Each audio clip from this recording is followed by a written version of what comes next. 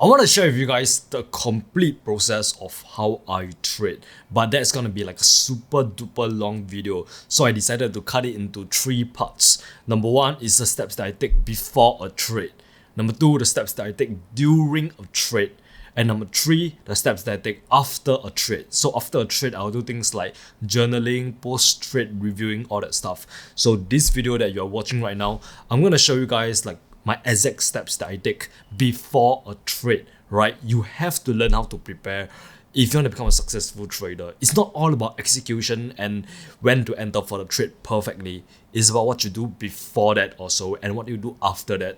So in this video, this is going to be a very, very important video. I repeat, this is going to be a very, very important video. So I'm going to do this one unfiltered.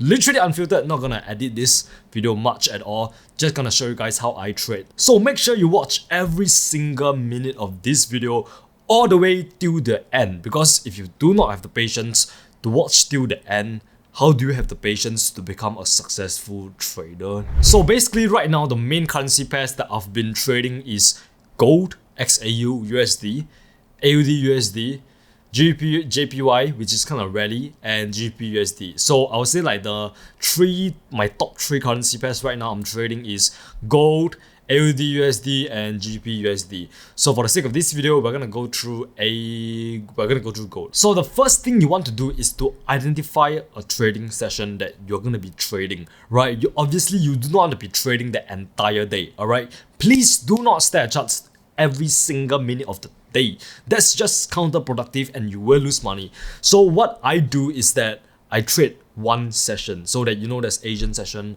London session, and then there's New York session. So I personally trade the London session. I've literally put like a little note for you guys right here, and as you can see right here, London session, and what time I'm gonna be trading is from 2 p.m. to 7 p.m. So from 2 p.m. till 7 p.m. that is the time where I'm gonna be sitting in front of my computer and trading. But definitely I'm not gonna be sitting there entire 5 hours, alright? I'm gonna put alerts, which I will talk more on later. But basically I'm usually up towards like the early London session, which is around 2 p.m. Singapore time, and then that is when I will like see if there's any opportunities, mark up my charts, and then enter for the trade at that time. So basically at this time, at around 2 p.m, 3 p.m, my charts should already be marked up, but if it's not marked up, I'll just like mark up my charts. Like you can see all these key levels, these trend lines, all this stuff over here that you can see. This is called marking up your charts. So this is what I'll do around 2 p.m. to 3 p.m. if I did not already done it over the weekends or something. I like to look at like the daily time frame to see like the overall trend direction and see where like the market is going over like the next few weeks or the next few days, right? It just gives me a good sense of where the market is gonna go. So that's why I like to look at the daily time frame first. Sometimes what I like to do is that I would like to mark like the previous highs and lows, which is from yesterday or a few days ago. So you can see like there's a low right here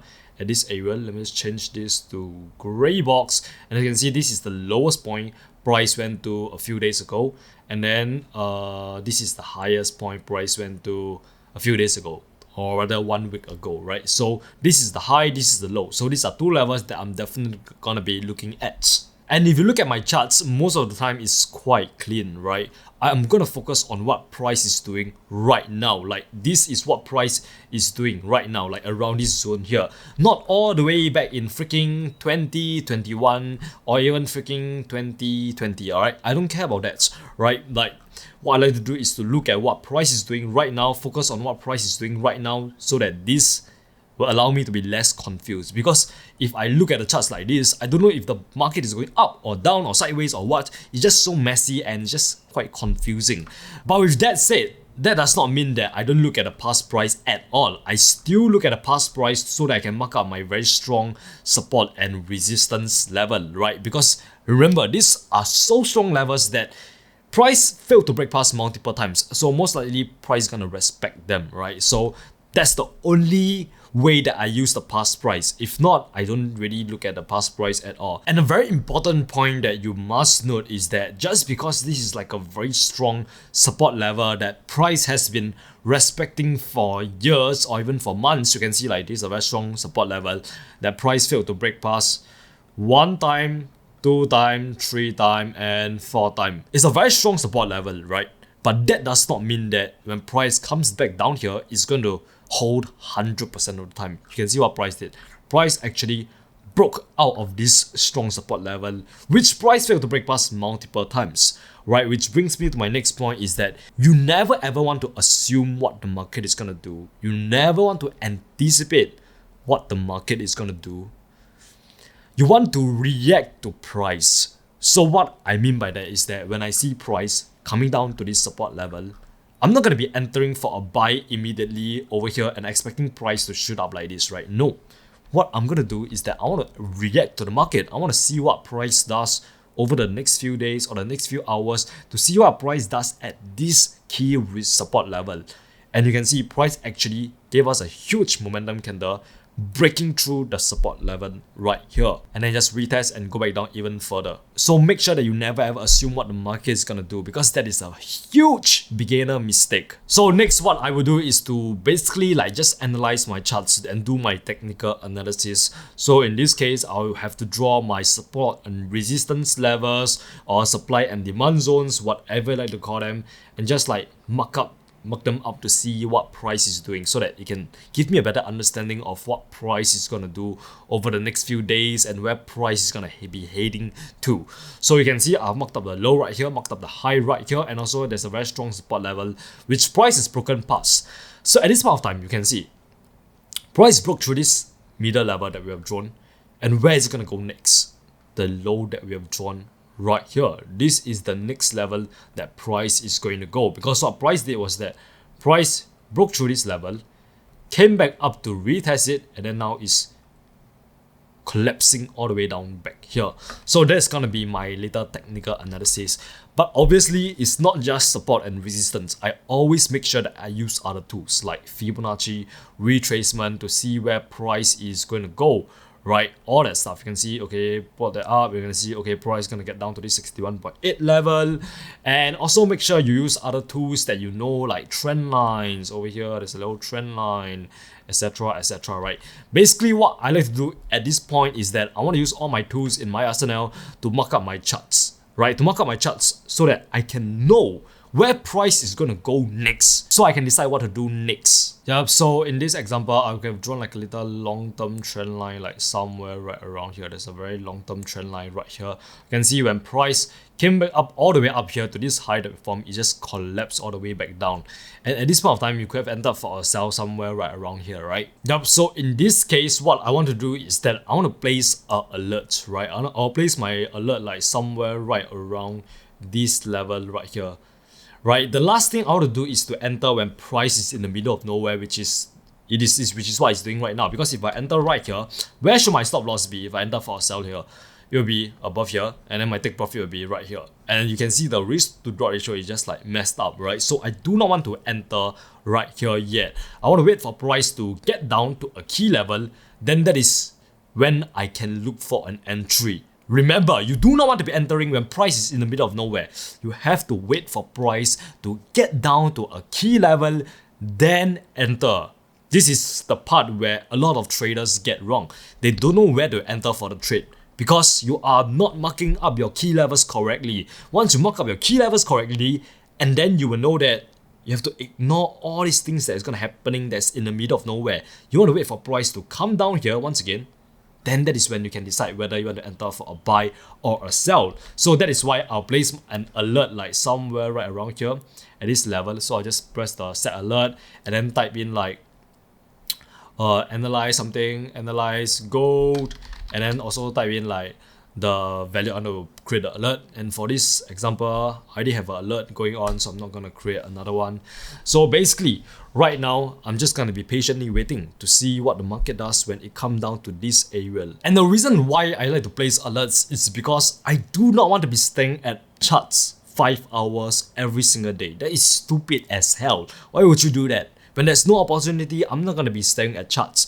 What I like to do is to place an alert right there and then go to do whatever I want, spend time with family, workouts, reading books, make these YouTube videos for you guys, basically do whatever I want during this free time so that I don't have to stare at stupid charts every single day. So especially if you have like a full-time job or you are still in school and you don't have the time to analyze the charts, alerts will be your best friend. So make sure you set alerts and this will really help to like save a lot of time. And for those people who do not know how alerts works, basically when price hits your alert like somewhere around here, let's say you place a alert right here, right?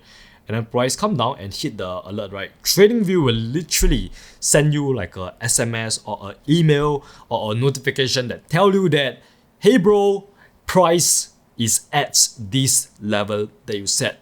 So go and analyze the charts. So that is why a lot of people use alerts, because they are so goddamn useful. And the next thing that I want to do is that I want to check the fundamentals of the currency pair that I am trading. So on TradingView, you can literally just press this and then go to like news. And then it literally show you like the news that is like related to the currency that you're trading. So these are the headlines for gold. So if you press on any of this, it literally give you like a little detailed article that explain to you like what is going on with gold fundamentally. Like what is the economy doing, what is gold pricing doing, why it's moving like this and all that stuff. So most of the time, I'll just like quickly glance through the fundamental analysis so that I can understand what the economy is doing, why is gold moving this way, and then basically I want to make sure that my fundamental analysis lines up with my technical analysis, right? So what I mean by that is that, let's say that on the charts, right, I analyze the charts and I see that, okay, gold should be going down and I should be looking for a sell. But then I press on some random news, not random news, I press on some news that tell me that gold is going to be super bullish and it's going to go up. You can see how it's like contradicting each other. Like the news tell me that I should buy gold. And then my analysis tell me that I should sell gold.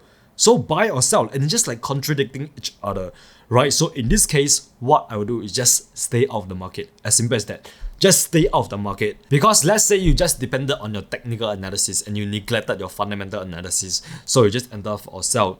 And the next thing you know, the news come out and it push gold all the way up to this 1730 area. So I'll advise you to just stay out when in doubt. Welcome to the unfiltered section.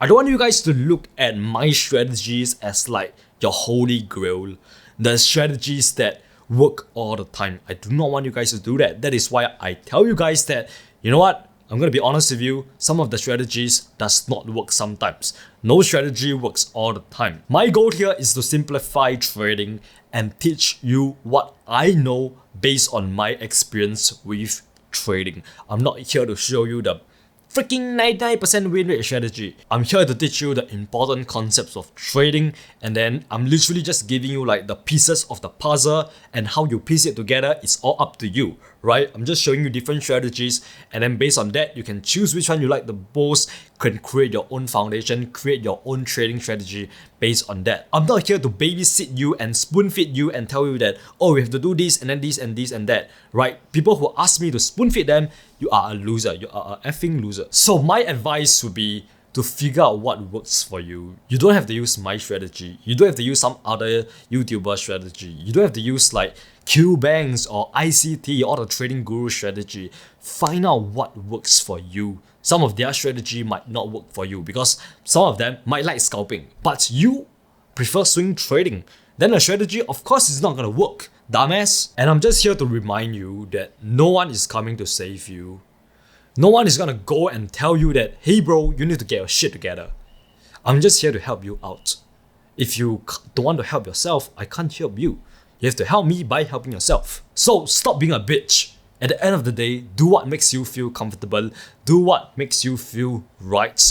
I'm not here to tell you what to do. I'm not here to tell you exactly what to do. I'm just trying to guide you in the right direction. So find a good trading strategy and try to master and perfect it as much as you can, and then follow a trading plan that fits your schedule. And also make sure that you use proper risk management, because that's like the most important thing ever, and most people neglect it, and that is why you're still a brokey. If you enjoy more unfiltered trading episodes just like this, where I barely edit the video at all, like and comment on this video to let me know. And hold up, make sure you check out this unfiltered trading episode next. Remember, you're just one trade away. Mwah.